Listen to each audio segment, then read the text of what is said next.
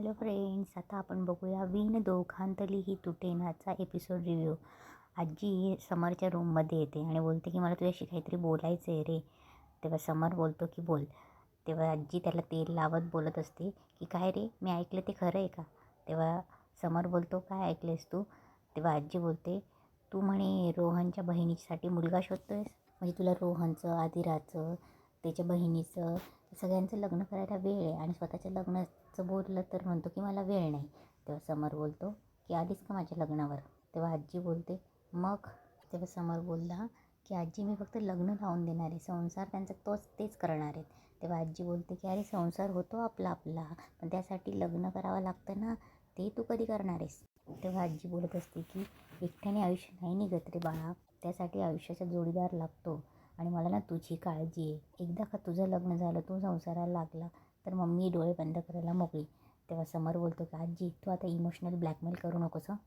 माझ्यासाठी रोहन आणि आदिराचं लग्न महत्त्वाचं आहे आणि त्यांचं लग्न होण्यासाठी स्वानंदीचं लग्न होणं जास्त महत्त्वाचं आहे. आदिरा, रोहन आणि स्वानंदीताई यांच्या तिघांचं लग्न माझ्यासाठी खूप महत्त्वाचं आहे. तेव्हा आजी बोलते मग त्याच्यानंतर तू तुझ्या लग्नाचं बघशील. तेव्हा समर स्माईल करतो. इकडे स्वानंदी रोहनला बोलत असते की ज्या माणसाला मी ओळखत नाही त्याने माझ्या खाजगी आयुष्यात अशी ढवळाढवळ करू नये, हे तुम्हाला किती वेळा सांगायचं आहे मी. तेव्हा रोहन बोलतो अगं ताई, ते एकटे कुठे प्रयत्न करतात, आम्ही पण तर आहोत की, जस्ट की ते आमच्यात ॲड झाले. तर स्वानंदी बोलते पण मुळात त्यांच्यावर ही जबाबदारी सोपवण्याचा काही प्रश्न आहे का? मुळात हा प्रश्न माझा आहे, माझा म्हणजे आपल्या घरातल्यांचा.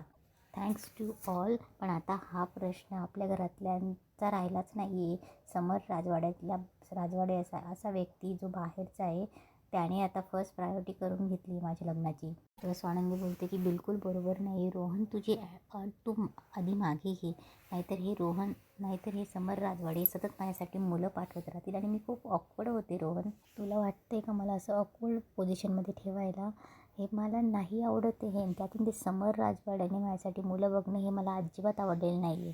तेव्हा रोहन बोलतो ताई मला तू एक गोष्ट क्लिअरली सांग, तुझा नक्की राग कशावर आहे? स्थळ बघण्यावर आहे की त्यांनी तुझ्यासाठी मुलं बघतायत त्याच्यावर आहे की त्यांच्यावर आहे? तेव्हा स्वानंदी बोलते ठीक आहे, मी तुला क्लिअरली सांगते, मला तो माणूस विम्झिकल वाटतो. हो, मी तुझ्यासाठी त्यांच्याशी बोलते, पण मला त्यांच्याशी एका शब्दानेही संवाद साधायचा नाही आहे. तेव्हा रोहनचं आणि स्वानंदीचं बोलणं तिची आई ऐकते आणि पटकन स्वानंदीच्या बाबांना बोलवते आणि बोलते आलं का स्थळ? किती फास्ट माणूस आहे हा आणि म्हणून तेवढं मोठी कंपनी सांभाळतोय. रोहन शिक त्याच्याकडून काही. स्वानंदीला ती बोलते की तू कशाला कुरकुर करते गं?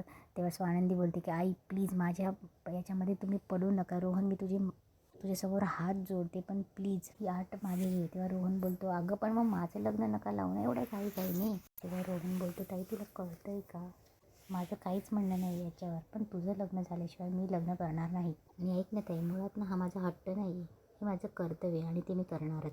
त्यामुळे आधी तुझं लग्न मग माझं लग्न. आणि रोहन तिथून निघून जातो. तेव्हा मंदाकिनी बोलते की ऐक ना स्वानंदी, कशाला कुरकुर करते? अगं तुला चांगला मुलगा मिळण्याशी आपल्याला महत्त्वाचं आहे ना, मग आपण त्यांना मोठा थँक्यू बोलू. तुझं चांगलं होणं महत्त्वाचं आहे, भेट त्याला, भेट. तेव्हा स्वानंदीची आई गेल्यावर स्वानंदीचे बाबा तिथे येतात आणि बोलतात अगं नंदू, तुझं लग्न झाल्यावर, तुझं चांगलं झाल्यावर तू सुखी होशील आणि त्याला निमित्त समन राजवाडे झाले तर कुठे बिघडणार आहे? तुझ्या आयुष्याला एक दिशा मिळेल बाबा. तू आधी मुलगा बघ, आवडला नाही आवडला तर तसं सांग. हा जर तुला मुलगा आवडला नाही ना तर हे लग्न होणार नाही, हा शब्द आहे माझा. की दुसऱ्या दिवशी समर त्या निलेशला तयार करत असतो आणि सांगत असतो की स्वानंदी सरपोतदारची सगळी माहिती आणि फोटो मी तुला दिला आहे, नीट बोल, गडबड करू नकोस आणि कॉन्फिडेंटली बोलते. समर निलेशला सांगतो की तू जा आता आणि स्वानंदी ताईंना तू पसंत पडलाय त्याचा फोन मला आला पाहिजे. इकडे दुसऱ्या दिवशी सकाळी स्वानंदी देवाची प्रार्थना करत असते आणि बोलत असते की रोहनच्या डोक्यातून तो विचार काढ बाबा माझ्या लग्नाचा. मंदाकिनी स्थळाची वाट बघत असते. तेवढ्यात दरवाजाची डोरबेल वाजते. तेव्हा मंदाकिनी बोलते की स्थळ आलं. तेव्हा ती स्वानंदीचे बाबा बोलतात की कशावरून?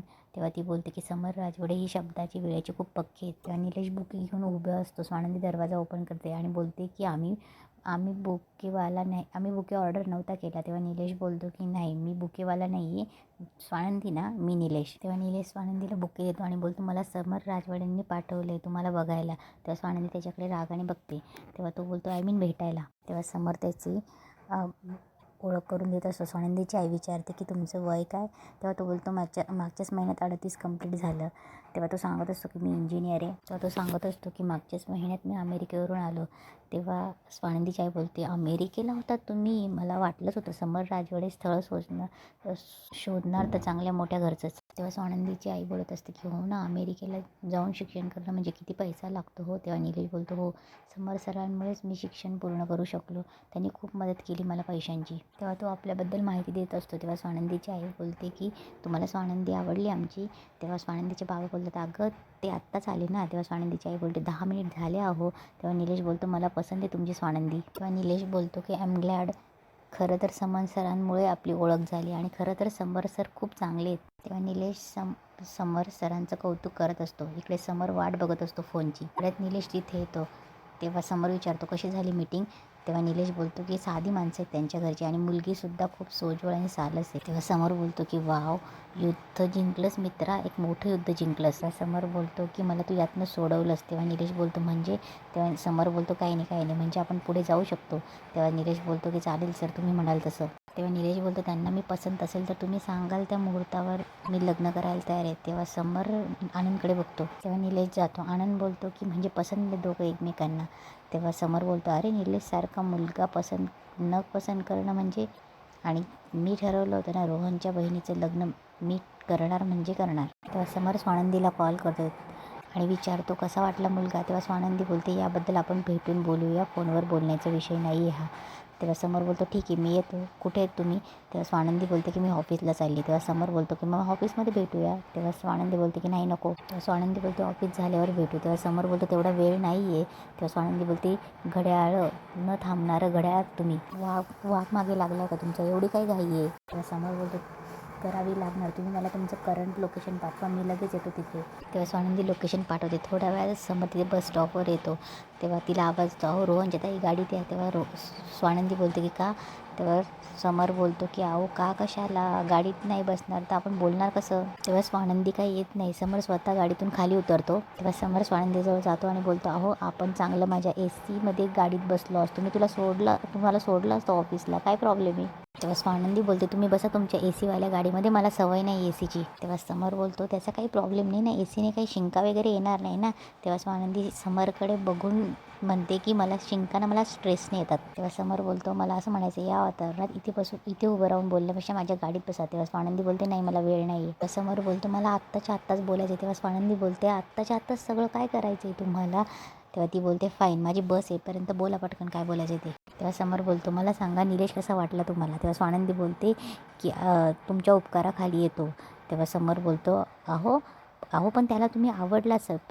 स्वानंदी बोलते हे बघा माझी बस आली आणि ती बस जर सुटली तर मला लेट मार्क लागेल, ते मी अफोर्ड नाही करू शकत, त्यामुळे तुम्ही नंतर बोला. तेव्हा समर बोलतो नाही मला आत्ता बोलायचं आहे. तेव्हा स्वानंदी बोलते संध्याकाळी आणि ती बसमध्ये चढते. तेव्हा बस चालायला लागते. तेव्हा समरही बस मागे पळत पळत कसाबसा बसमध्ये चढतो. तेव्हा समर बसमध्ये चढल्यावर सगळीकडे सॅनिटाईज करतो आणि बसतो. तेव्हा शेजारचा मुलगा त्याच्याकडे बघत असतो. समर तोंडाला रुमाल बांधतो.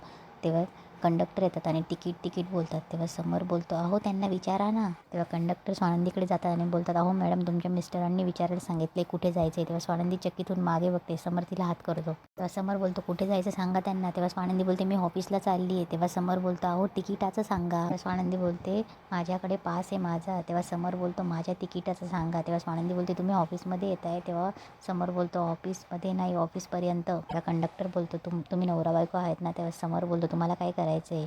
तेव्हा कंडक्टर बोलतो तिकिटाचं सांगा. तेव्हा स्वानंदी बोलते MG रोडचं तिकीट द्या त्यांना. तेव्हा समर बोलतो ठीक आहे.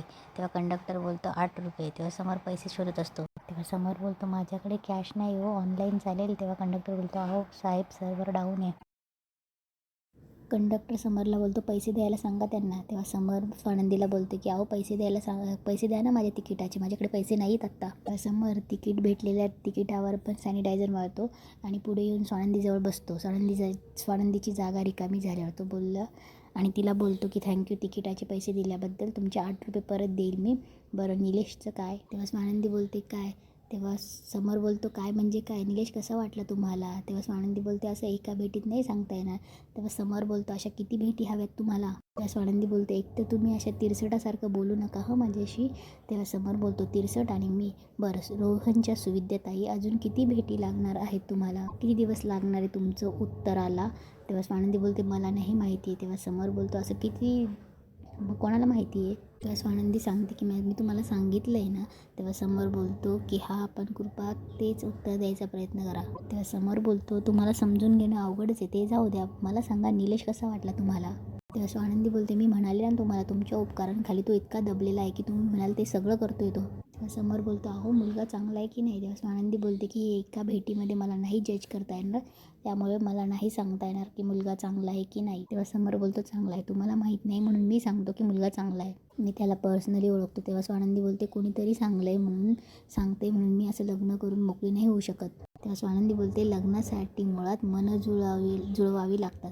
तेव्हा समर बोलतो की अहो मग जुळतील की परत भेटूया आपण. तेव्हा स्वानंदी बोलते आपण. तेव्हा समर बोलतो आपण म्हणजे तुम्ही आणि निलेश. तेव्हा समर बोलतो की आपण त्या निलेशमध्ये चांगल्या गोष्टी काय काय ते बघूया. दिसायला सुंदर आहे सगळ्या गोष्टी परफेक्ट आहे आणि पगार चांगला आहे. तेव्हा स्वानंदी बोलते पगार नाही विचार महत्त्वाचे. तेव्हा समर बोलतो अहो विचार चांगलाच आहे. तेव्हा स्वानंदी बोलते मस्करी काही काही. तेव्हा समर बोलतो लग्न जुळवतोय तुमचं. तेव्हा स्वानंदी बोलते नका जुळवू. तेव्हा समर बोलतो जमवावे लागेल. तेव्हा स्वानंदी बोलते आपल्याला ना एकमेकांची भाषाच कळत नाही. तेव्हा स्वानंदी बोलते 1 मिनिटं उठा.